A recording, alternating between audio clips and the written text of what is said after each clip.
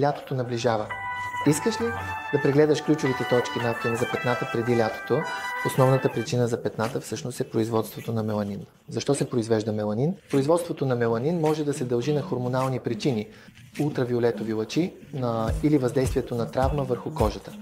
Какви продукти могат да намалят това производство на меланин? Топичните съставки като арбутин, тума, ниацинамид, витамин С и транексамова киселина потискат образуването на петна, като влияят на ензима тирозиназа. Освен това, лазерните терапии, особено Q-Switch лазер и BBR лазер, трябва да бъдат планирани в зависимост от дълбочината на петното и типа кожа на човека. Тези лазери са особено едни от най-ефективните опции в лечението.